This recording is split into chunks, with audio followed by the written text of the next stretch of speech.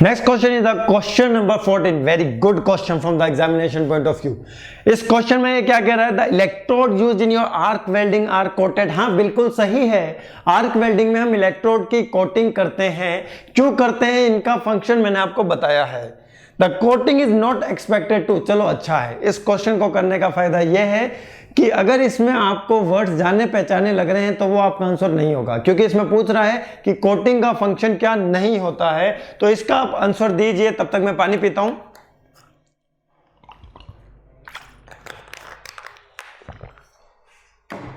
Option पढ़ लिए होंगे?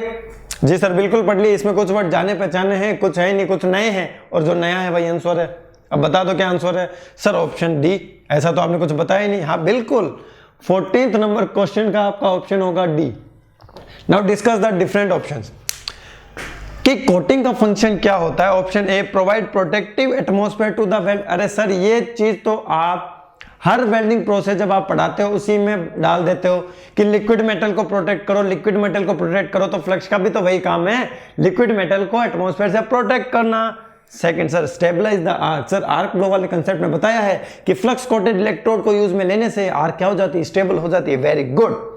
Adding alloy elements. अरे मैंने फ्लक्स का मेटल लिखाते समय एलॉय एलिमेंट्स लिखाए थे, तो जब मैंने एलॉय एलिमेंट्स लिखाए तो उसका मतलब है कि ये भी इसका फंक्शन होता है। तो जब तीनों फंक्शन है तो हम फोर्थ क्यों पढ़े?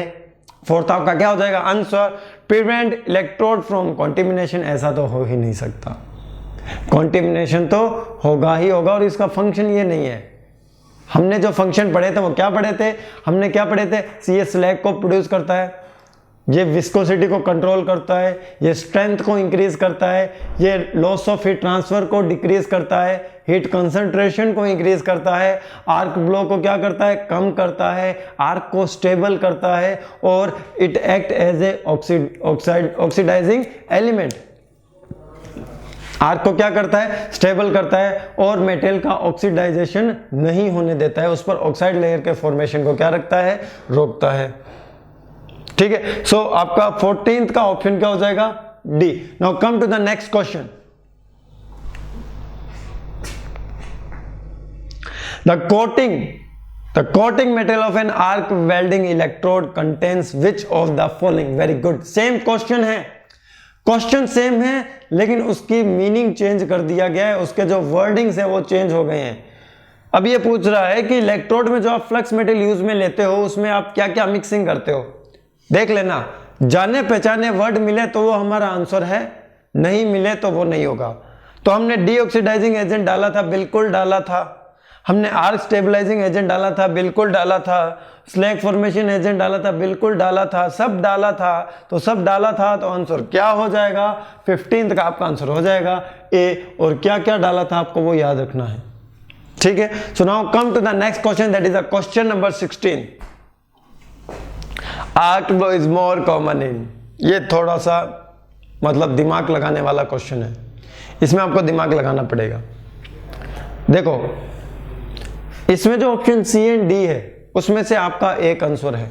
ये हिंट मैं आपको दे देता हूं, क्योंकि दोनों में बेयर इलेक्ट्रोड है, और जहां भी बेयर इलेक्ट्रोड होता है तो मतलब वहां पर फ्लक्स कोटिंग नहीं की गई है, और फ्लक्स कोटिंग नहीं की गई है तो आर्क स्टेबल नहीं है, और जब आपकी आर्क स्टेबल नहीं है तो सर आर्क ब्लो होगा। अब मुझे आपको बताना है सी और डी में से आपका कौन सा आंसर होगा। थोड़ा सा जोर डालना है दिमाग पर, बस क्लिक हो जाएगा, बस थोड़ा सा। इसका आंसर है, सबने लिख लिया ना आंसर? फिर ही बताऊंगा मैं। इसका आंसर है आपका डी को छोड़कर सी।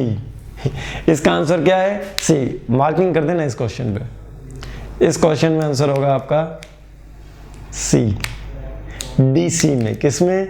डीसी में। क्यों सर? अरे डीसी में तो पोलरिटी चेंज नहीं होती है ना, इसीलिए। एसी में पोलरिटी चेंज हो जाती है, तो बेयर इलेक्ट्रोड होगा तो स्टेबल आर्क नहीं होगी। फ्लक्स इसीलिए तो लगाते हैं कि फ्लक्स कोटेड इलेक्ट्रोड हो और वो आर्क को स्टेबल कर दे, इसलिए यहाँ पर बेयर इलेक्ट्रोड में से ऑप्शन आपका क्या हो जाएगा? डीसी में ज़्यादा कॉमन होगा, एसी में कम कॉमन होगा, एसी में बहुत कम होता है। तो आपका ऑप्शन क्या हो जाएगा? सी। क्वेश्चन का स्क्रीनशॉट ले लो भले ही। ये क्वेश्चन आने के चांसेस 95% है, और इस क्वेश्चन में ही स्टूडेंट ज़्यादा कंफ्यूज होते हैं, क्योंकि देखो ऑप्शन ए में क्या है? एसी वेल्डिंग, ऑप्शन बी में क्या है, DC welding with straight polarity. उनमें कहीं भी इलेक्ट्रोड का मेंशन नहीं है कि फ्लक्स कोटेड है या बेयर इलेक्ट्रोड, लेकिन specially C and D option में मेंशन कर रखा है बेयर इलेक्ट्रोड। तो बेयर इलेक्ट्रोड है तो होगा ही होगा, लेकिन होगा किस में, वो डीसी में होगा। तो option C will be your correct option. Screenshot ले लो इस क्वेश्चन का, ये छूटना नहीं चाहिए, ये वाला क्वेश्चन तो पक्का है ये question. So now come to the next question, that is the question number 17 question. Very good. Which one among following welding process used non consumable electrode? बताइए इसमें तो वो नाम भी आपको नजर नहीं आ रहा जो नॉन कंज्यूमेबल इलेक्ट्रोड होता है कि नहीं?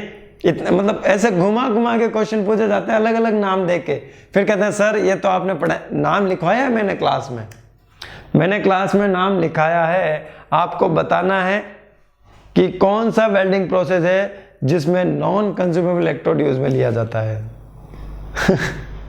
Very good. टंगस्टन नजर आ गया?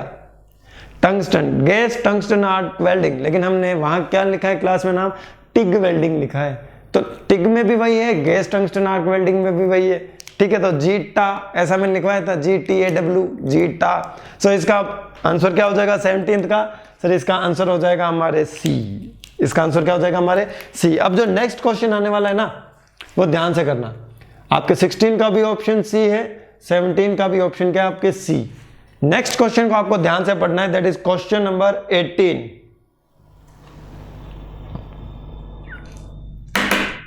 पढ़ा ध्यान से, ऑप्शन देके बताओ कौन सा ऑप्शन आना चाहिए, क्वेश्चन ही मत पढ़ो, चलो ऑप्शन देख के बताओ कौन सा ऑप्शन होना चाहिए। ऐसा क्वेश्चन देखो, ऐसे पढ़ोगे ना मजा आएगा, ऐसा ही पढ़ना चाहिए। ऑप्शन देख के हम बताते हैं कि क्वेश्चन क्या पूछना चाहता है और ऑप्शन कौन सा करेक्ट है। ऑप्शन देख के ही आप गैस मार सकते हो, ऐसा इतना इजी क्वेश्चन है ये, ठीक है। Be happy always. In an inert gas welding process the commonly used gas is, कौन सी गैस है जो इनर्ट गैस में कॉमनली यूज में होती है? Helium, argon. So option C will be the correct option. 18 का भी आपका क्या है, सी है सर। हाँ बिल्कुल ऐसे ही इजी क्वेश्चन आते हैं। ये जो मैं आपको क्वेश्चन करा रहा हूं ना, अगर आपका एग्जाम का लेवल यहां है तो मैं आपको इस लेवल का क्वेश्चन करवा रहा हूं, समझ रहे हो मेरी बात? इससे ऊपर नहीं जाएगा, इससे नीचे ही रहेगा सब। तो आपके ऐसे ही क्वेश्चन आएंगे, घबराया मत करो एग्जाम को देखकर। आप सोचते एग्जाम में कैसा क्वेश्चन आने वाला, कैसा आने वाला है, ऐसा क्वेश्चन आने वाला है, ठीक है। बिल्कुल ऐसे इजी क्वेश्चन आते हैं, कुछ ज्यादा टिपिकल क्वेश्चन नहीं आते। वही क्वेश्चन आएंगे जैसा कि मैं आपको कहता हूं जो याद रखने आसान हो। So next question is the question number 19 देखते हैं। वेरी गुड ये भी अच्छा क्वेश्चन है, सेम क्वेश्चन है। जिस प्रोसेस में हमने जिस सीरीज में चीजें पढ़ी है उसी सीरीज में क्वेश्चंस पूछे जा रहे हैं। Very good.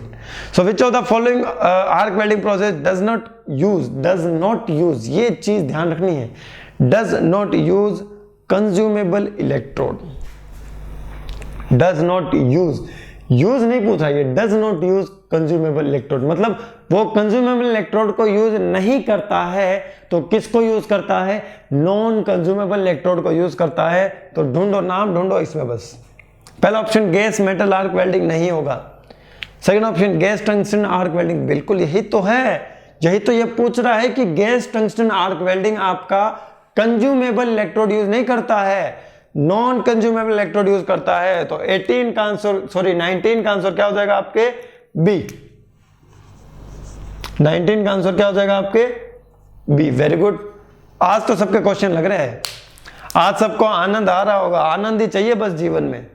Question number 20, very good ऐसे easy question in MiG welding, ये मैंने आपको क्लास में बताया है, ठीक है। और अगर किसी ने ध्यान से सुना होगा ना, वो ऑप्शन देख के करेगा। सो ये पूछ रहा है मिग वेल्डिंग में जो मेटल का जो ट्रांसफर होता है वर्कपीस पर, वो कैसे होता है ये तो इसमें मैं ऑप्शन भी नहीं बताऊंगा कौन सा ऑप्शन सही है, मैं बस लिखने वाला हूं।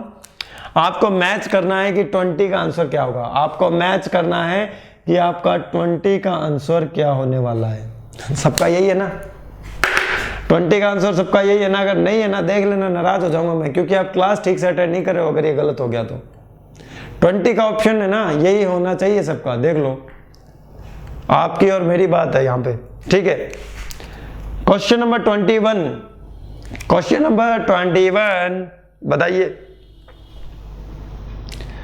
bare wire is used as electrode. Okay. Granular flux is used. Granular flux means powdered flux.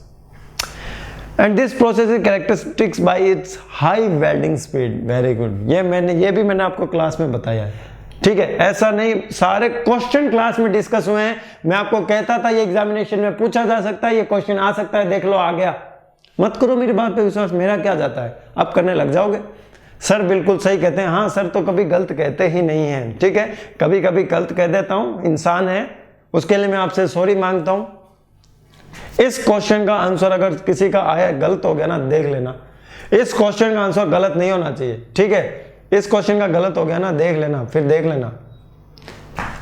मैं नाराज हो जाऊंगा, इतना ज्यादा नाराज हो जाऊंगा, फिर देख लेना, आपकी और मेरी बात ही नहीं बनेगी। इस क्वेश्चन का आपका आंसर होगा, बोलिए बोलिए, 21 का आंसर होगा। मैं बस यहां भी बोलूंगा नहीं, बस यहां सीधा ऑप्शन लिख रहा हूं, सभी का ये आना चाहिए। सी, सबमर्ज आर्क वेल्डिंग में वायर इलेक्ट्रोड होता है और पाउडर फ्लक्स होता है CaC2 CaO2, बस इतना याद रखो इसको। Question number 22, very good.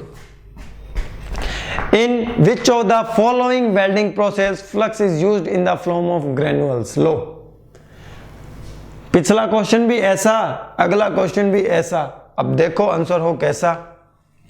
इसका आंसर क्या होगा आपका? 22 का आंसर भी अब मैं नहीं बोलूंगा। 22 का भी जो आपका आंसर है वो क्या है? सर सबमर्ज आर्क वेल्डिंग है। तो सबमर्ज आर्क वेल्डिंग से ऐसे क्वेश्चन आते हैं कि उसमें पाउडर्ड फ्लक्स यूज में होता है, उसमें वायर इलेक्ट्रोड यूज में होता है, उसकी वेल्डिंग स्पीड हाई होती है, ठीक है। These are the question. Now the come to the question number 23। Very good. अब थोड़ा लेवल का क्वेश्चन आया है। पहले तो इजी था कि पाउडर फ्लक्स और वायर इलेक्ट्रोड, अब थोड़ा सा यहां से ऊपर हम हुए हैं। अब आपको इसका आंसर देना है कि सबमर्ज आर्क वेल्डिंग की कैरेक्टरिस्टिक्स क्या है। बता दिया है मैंने, क्वेश्चन सोल्व, पिछले क्वेश्चन सोल्व कराते टाइम ही बता दिया कि सबमर्ज आर्क वेल्डिंग की कैरेक्टरिस्टिक्स क्या होती है। हाँ, अब आपको ऑप्शन चूज करना है। ऑप्शन आपको चूज करना है high welding speed, very good, सही है। सेकंड क्या है? High deposition rate, high deposition rate, बिल्कुल सही है। ऑप्शन 3 लो पेनिट्रेशन। कब कहा भाई मैंने लो पेनिट्रेशन? डेप्थ ऑफ पेनिट्रेशन तो ज्यादा होता है। हाँ, तो थर्ड गलत है। तो जहां जहां थर्ड आपको नजर आ रहा है गलत कर दो, देख लो आपका आंसर आ गया। जहां जहां थर्ड नजर आ रहा है ना, हटा दो, वो ऑप्शन आपका करेक्ट नहीं होगा। ऑप्शन ए में थर्ड, ऑप्शन बी में थर्ड, ऑप्शन सी में भी थर्ड, तो बच कौन गया? Option D. तो 23 का आंसर होगा डी, 1 and 2। सर फोर्थ भी देख ले, लो क्लीनिनेस। अरे फोर्थ भी करेक्ट होता तो 1 2 4 होता ना, तो 1 और 2 ही तो है। क्यों ज्यादा दिमाग लगा रहे हो? वेल्ड स्पैटर कम होता है, ठीक है। तो हाई क्लीनिनेस होगी ना, लो क्लीनिनेस कहां हुई? Next question is question number 24। कुछ स्टूडेंट कंफ्यूज हो गए ना, लो क्लीनिनेस। लो क्लीनिनेस मतलब गंदगी ज्यादा, लेकिन गंदगी ज्यादा कहां होती है? वेल्ड स्पैटर कम होता है, तो हाई क्लीनिनेस है ना।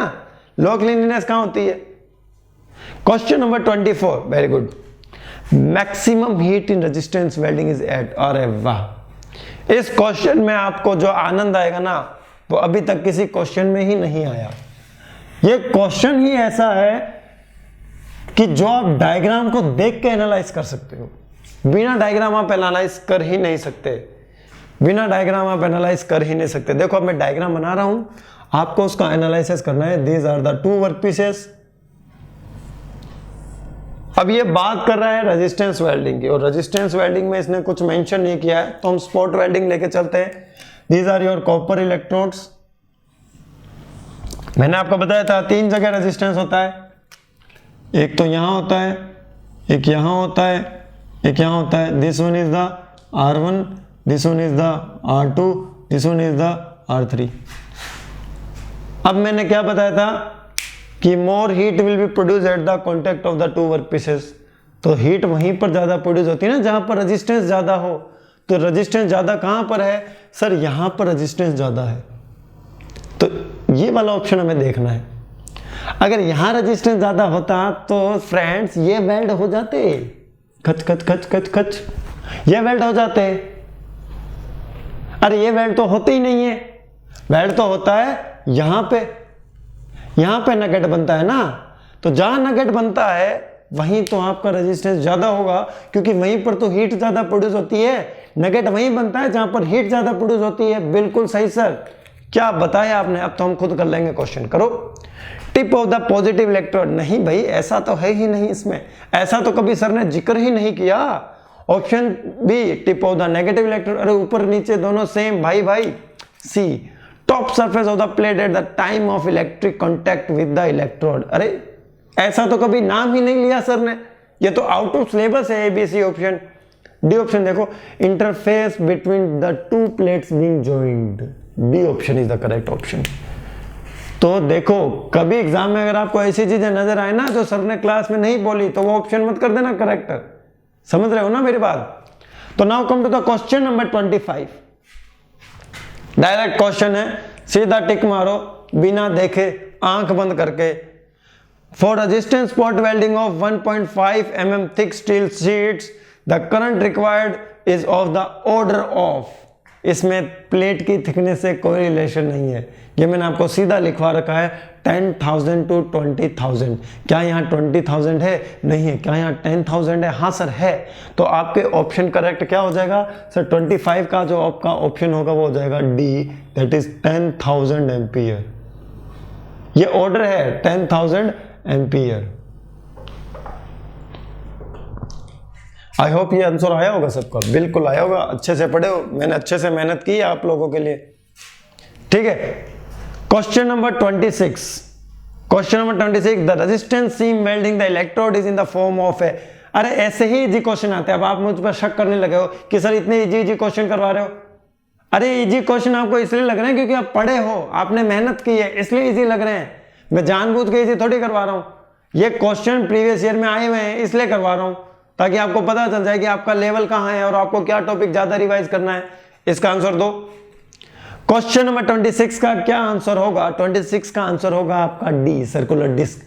सीम वेल्डिंग में जो आपका रोलर होता है वो क्या होता है? इलेक्ट्रोड होता है, ठीक है। जो electrode will be in the form of the roller, जो रोलर होगा वो क्या होगा? इलेक्ट्रोड ही तो होगा। ऐसा नहीं है कि इलेक्ट्रोड हमेशा स्ट्रेट रोड ही होती है, रोलर भी आपका इलेक्ट्रोड हो सकता है। तो यहां पर रोलर नहीं लिखा है, यहां पर लिखा है सर्कुलर डिस्क। तो यहां पर आंसर क्या हो जाएगा आपका? डी। 26 का आंसर क्या हो जाएगा आपके? D. Now come to the question number 27। बताओ इसका answer. In which of the following welding techniques vacuum chamber is required? Vacuum environment is required।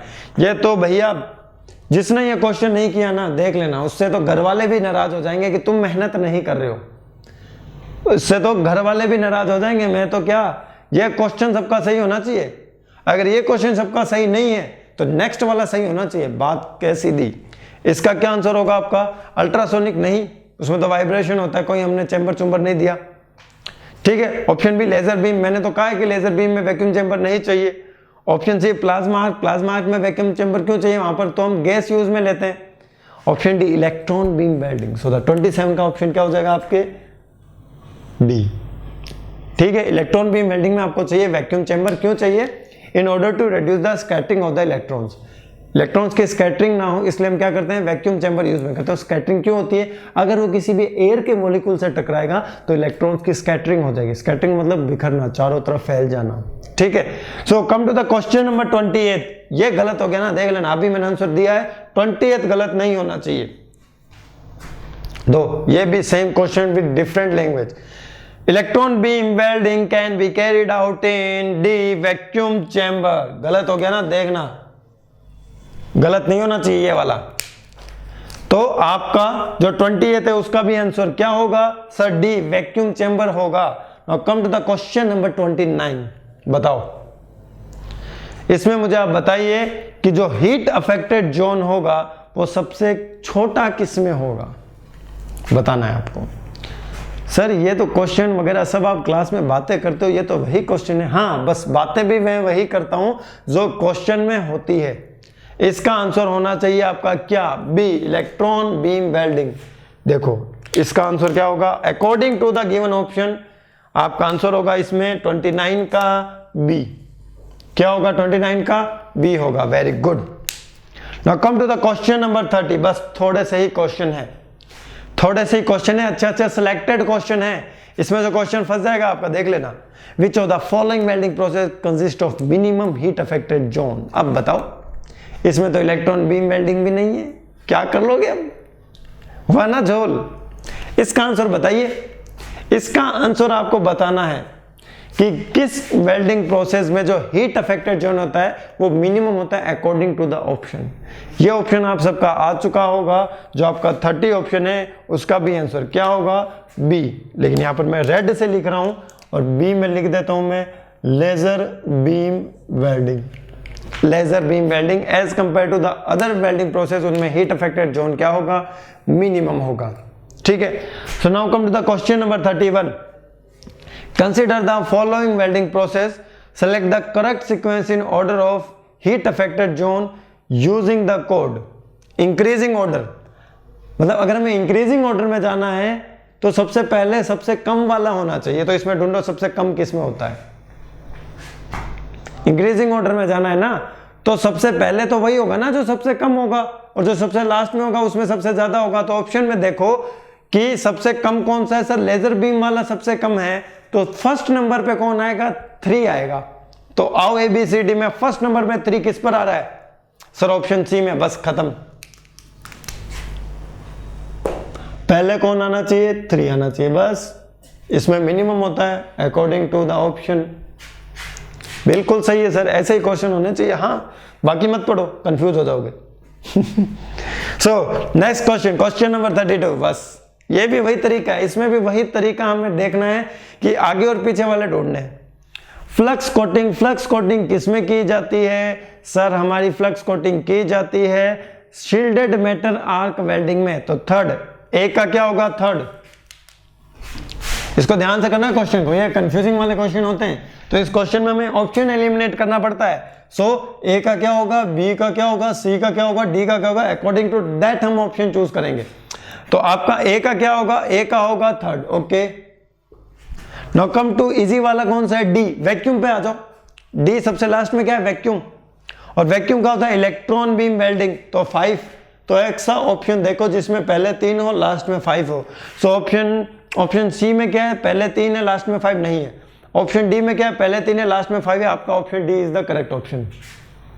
ऐसे क्वेश्चन आपको करने, ऑप्शन एलिमिनेशन करना है आपको। आपके पास टाइम बहुत कम है, आपको वहां रिसर्च नहीं करनी है कि बाकी ऑप्शन भी करेक्ट होंगे या नहीं होंगे। आपको बस क्या करना है, चेक करना है कि कौन सा ऑप्शन हमारे बनाए हुए ऑप्शन से मैच कर रहा है, वो 100% करेक्ट होगा। बाकी भी कंफर्म कर लेना करेक्ट होते ही है। एग्जामिनर भी करेक्ट ऑप्शन तो देगा ही ना, करेक्ट ऑप्शन ही नहीं देगा तो आप सेलेक्ट कैसे करोगे। तो भैया जहां तक आपका क्वेश्चन हो जाए ना, बस वहां पर सिलेक्ट करो और नेक्स्ट क्वेश्चन पे जाओ। वहां पर रिसर्च नहीं करना है। क्वेश्चन में आप ऑप्शन जितना एलिमिनेशन करोगे आपका उतना ही टाइम सेव होगा और वही टाइम आपका नेक्स्ट क्वेश्चन में काम आएगा। ठीक है, now come to the question number 33।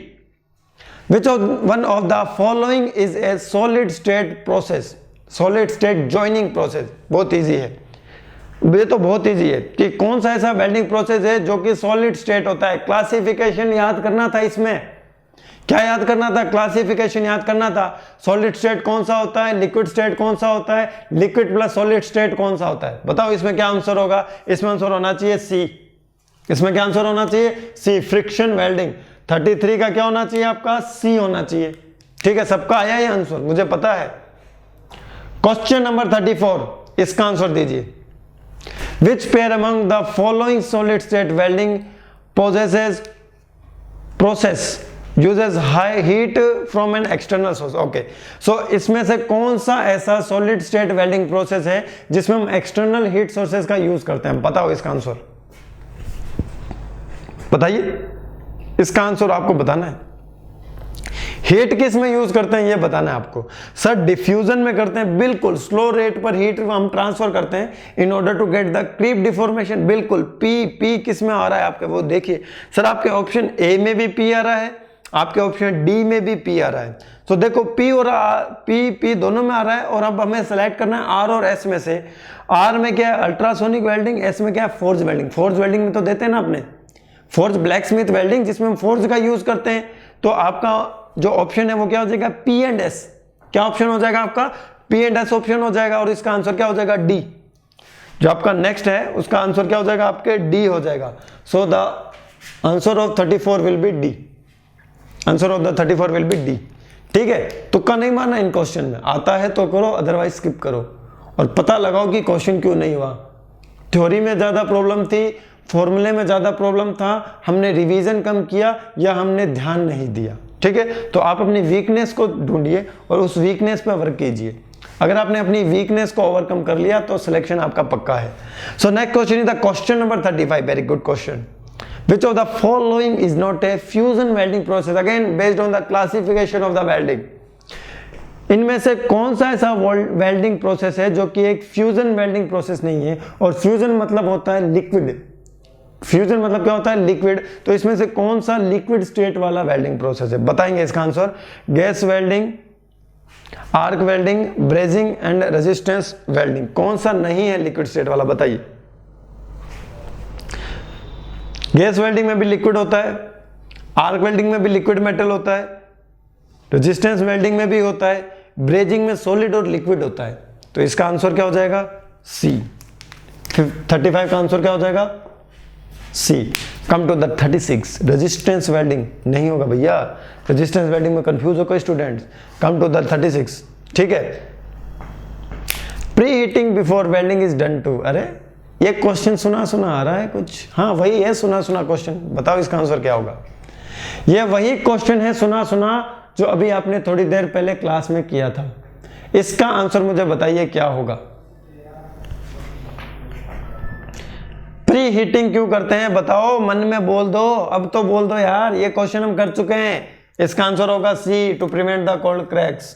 Crack नहीं होने चाहिए इसलिए हम क्या करते हैं? प्री हीटिंग करते हैं। So this is all question of your welding.